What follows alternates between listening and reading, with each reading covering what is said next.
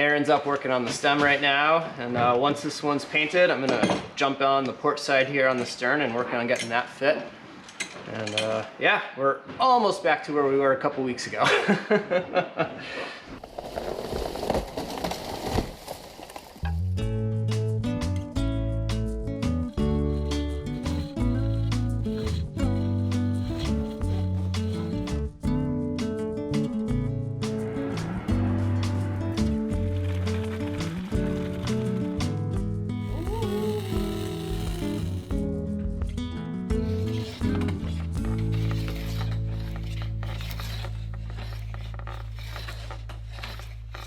We're trying a new method here where we get the middle section of the plank all fit and fastened and ready to go. And then once that's done, we can just unspring the stem and the stern here and do the final fit, paint them and tuck them in. Now, one of our fun challenges on this is we have all of the holes from the old fasteners. These 2 screw holes, or 3 actually, in the stem here. We're just gonna put plugs into those and drill new holes and not really worry about it. But you can see Aaron has made a pair of steel studs here. And these are in holes where we had drilled through the bronze strap. Because we don't want to put more holes in the bronze strap and turn this into Swiss cheese down here. So we want to reuse these holes, which means we need to transfer them onto the plank here somehow and be sure that we get them in the right spot. And now we're gonna bend this plank in and clamp it nice and hard. And these spikes will make marks on the inside of the plank here. And then we'll drill from the inside of the plank to the outside of the plank and be reasonably sure that we're gonna hit the holes in the bronze straps.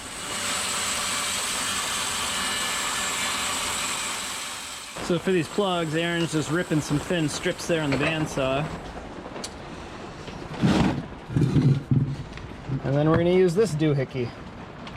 So it's a dowel former set, and this has worked really well for us so far.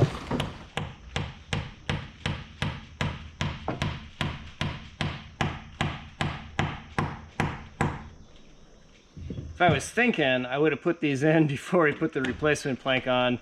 And if I was really thinking, I would have done these before we put the paint, but we just got in the groove with the paint or with the plank and then painted and everything, and then remembered that I had forgotten to fill these holes. But they're filled now. We'll let the paint dry up a little bit. I'll nip them flush, and then we'll just throw one more coat of paint over the top of them and should be good to go. So a little bit easier if I had remembered about them earlier, but not really a big deal. So those are all plugged. This plank's all fit and painted. Just gotta let it dry, and then we can smear some dolphinite and put it in.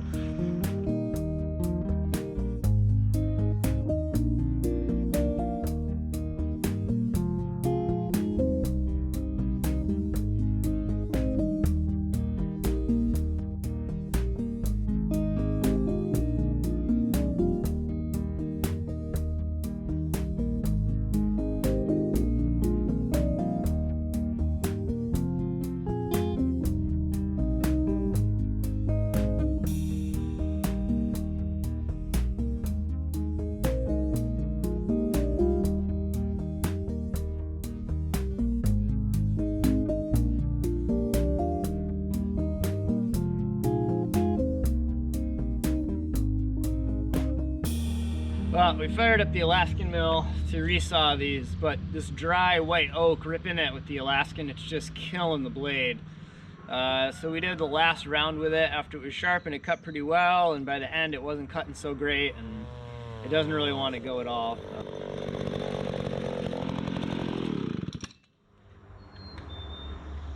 It's not cutting well at all. So we're gonna run them through the bandsaw. We knocked them down to rough width. And the Alaskan mill, it works great, but with this dry oak, it's just annihilating the chain on it. So we're only being able to thickness 2 or 3 planks worth of boards, and then we got to take the time and pull it off and sharpen it, and it's just really kind of a pain. So we ran a short one through the bandsaw here, and it's a little unwieldy, but it's not too bad. It's probably faster than the Alaskan even when it's sharp. So I think we're just going to try to wrestle them through this thing and then bring them down to thickness, because otherwise we're going to be chipping like 1.5 inches worth of oak, which I'd rather not be doing. That's a lot of wear and tear on the knives and on the chipper and just kind of wasteful, and I'm sure we can find a use for the oak veneers somewhere down the road in some way, shape, or form.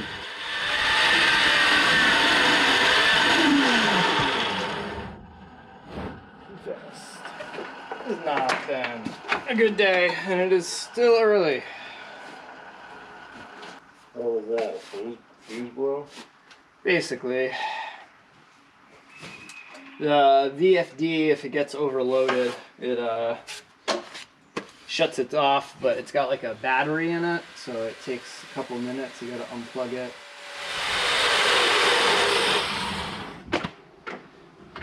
It's like pinching it at the ends. I don't know.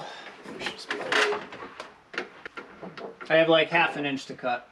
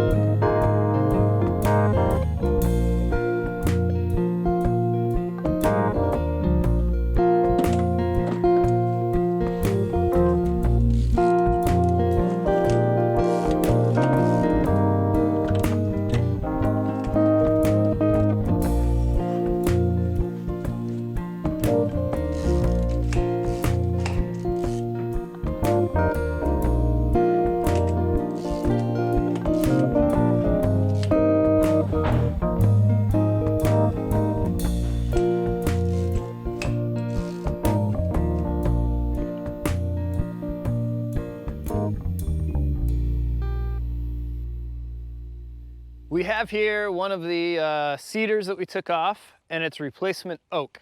And I think this is a great opportunity to see exactly how much one of these cedar planks weighs and what the difference between it and an oak replacement are. We didn't want to do this with the funny shaped cedars because they're not a great representation of how heavy each of the planks is, where this one is going to be a lot more ballpark for what most of the planks on the boat are like. And we can compare this number, whatever we come up with, to the numbers that we crunch from pulling measurements off the hull, and it'll just help paint kind of a better picture how much extra weight we're adding from the oak. So first off is to find out how much I weigh, which I can tell you is not terribly much. And we can cue the Steve is too skinny comments here.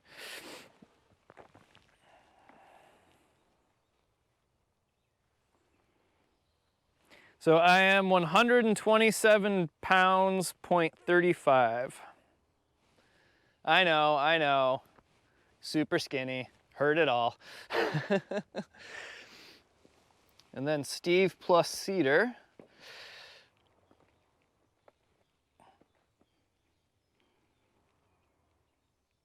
Call it 161.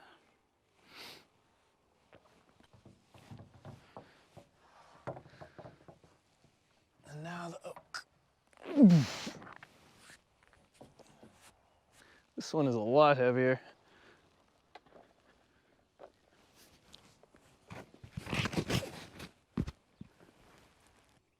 Call it 207. All right, let's do some math. So I, Steve, am a whopping 127 pounds. Cue the Steve's too skinny comments now. Me plus the cedar is 161. Me plus the oak is 207. So if you do the math, that means the cedar plank is about 34 pounds and the oak plank is about 80. So in the condition it sits now, our oak is over twice as heavy as the cedar.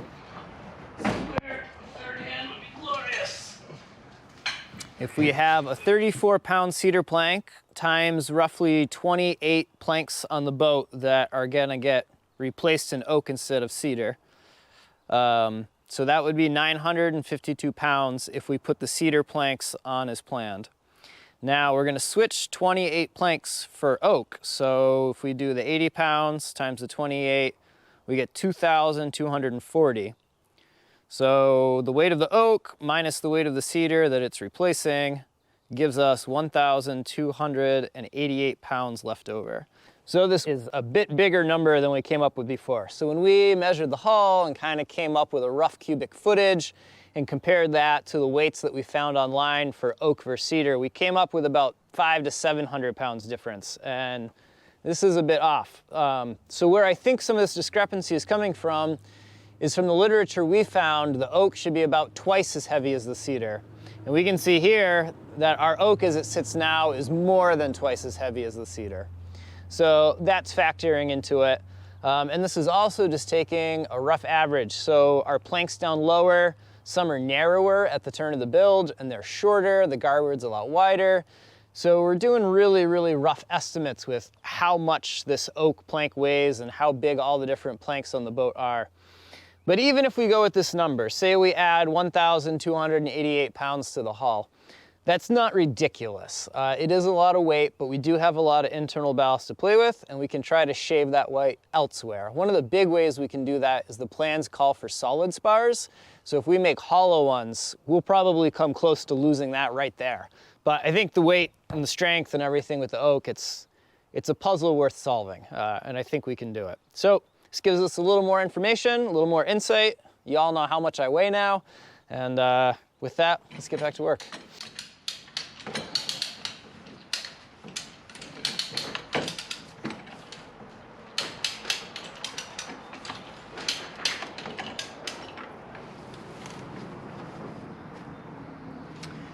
Well, it is 12:30 and I've got a hunger in my belly, so it's time to go get some lunch. But this plank's looking pretty decent. I think it's gonna be another, I don't know, fit 2, 3, we'll see. But it's getting closer. I'm fairly hopeful that we'll have the midsection ironed out today. And then maybe the end of the day we can steam the stern. If not, first thing tomorrow we should be able to steam the stern. We'll see how it goes. After this oak plank, the next ones we're going to make them narrower so they edge set a little bit easier, and the stem and the stern are going to be above the water line for those planks. So the thinner planks, they should bend on easier, they should edge set easier, so should be easier. We've been saying that for a while, but it's better than thinking things are going to get harder. But they should. I mean, the curves in the boat are getting more gentle. The narrow planks should be a bit easier. They'll definitely be lighter for putting them up and taking them down. They'll be bendier, so they'll, I'd say, easier. Just these last couple here, but it's looking pretty good. I think we're getting better at it, slow but sure.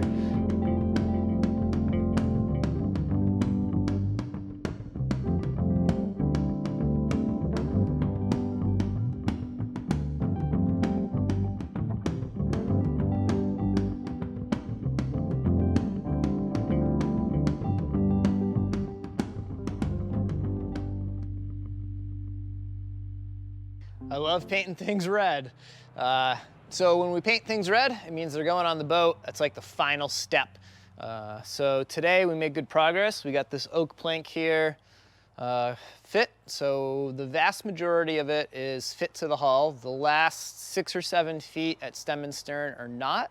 And that's because we're gonna do what we did with the last one, and we're gonna fit and fasten all of midship, and then just steam the ends, or steam the stern, and then spring the stem and stern in and out and finish fitting those. And that seems to be working pretty well, doing these full-length planks on the double ender. And barring any catastrophes, which they do occur, we should hopefully have most of this plank done tomorrow and be able to wrap it up the following day, which would be really nice. And that will put us back to exactly where we were 3 weeks ago.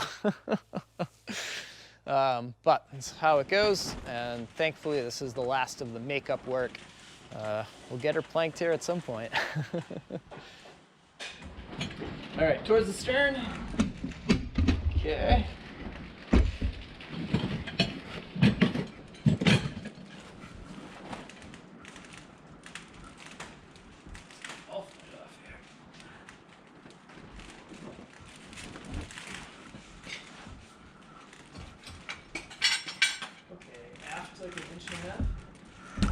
sorry, forward an inch and a half. Other raft.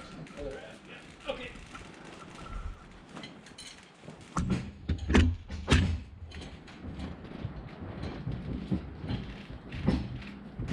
So we've got the plank all clamped on the hull here, and let's go take a gander at a couple gaps here. So here's our top plank. If we come down and I can get the angle right, we can see we got a couple gaps. So we can see light coming through here. Now if I take my stair-it rule here, which is a whopping 1/64 of an inch thick, and go put it in there, it won't fit through the gap. That's the same thing over here.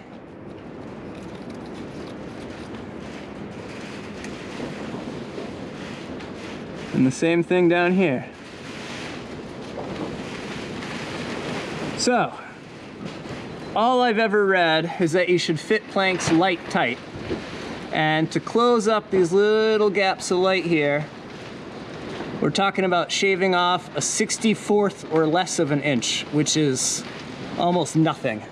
And considering how big these oak planks are, I would even bet that come this summer, if we don't do a dang thing and just the natural humidity outside raises a little bit, these will close up that last little bit. But the important thing is, you can see on the outside here, we're open more than a 1/64.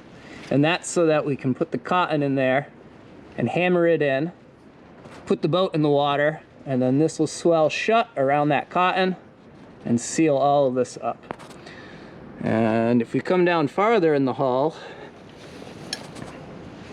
we can see that some of these gaps, now we can get the stair-it through. We've got a full almost 1/8 of an inch there that's opened up. And that didn't used to be that way. And what causes that is these planks have just shrunk a little bit. It's been the winter, it's really dry here in the winter. But like I said, come summer and the humidity rises, I bet you all these gaps will close right up. This tape here is marking where the scarf is. That's not a split. So you'll see those tape kind of scatter all over the hull.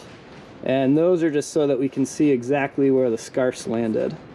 And like here, we've got a pretty good run of light. But that's all on those lower planks, and that was all much tighter when we fit it. And that's just because the planks have shrunk that much over the course of the winter. White oak really, really, really likes to move. So you can fit these joints perfectly tight one day, and you come back 3 or 4 days later, or a month or 2 later, and they are no longer tight. Either that, or they could be breaking themselves because the humidity has gone up and they have tried to swell. It's one of the joys of timber. It's not like metal. It moves a heck of a lot more. Right, Akiva?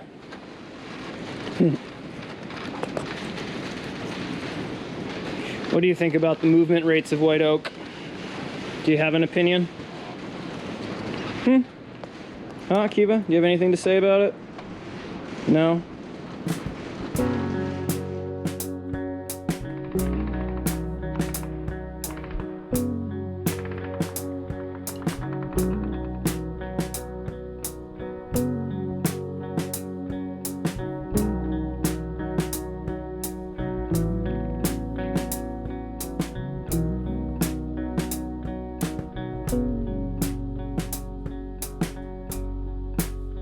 So this plank is now fastened for the vast majority of it.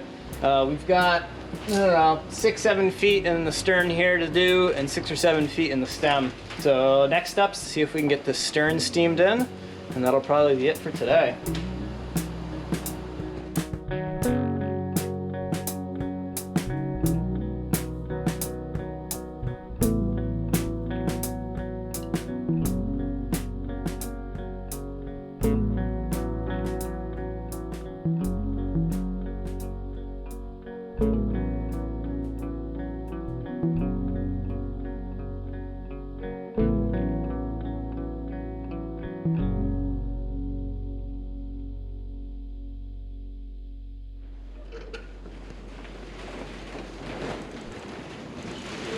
They're both bolts.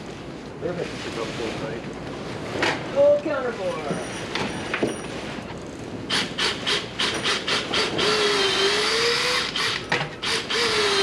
case you missed it, these steel bolts are not permanent. They are permanent. temporary. Very temporary until the bilge bands go in. Not permanent. Don't freak out. Freak out. The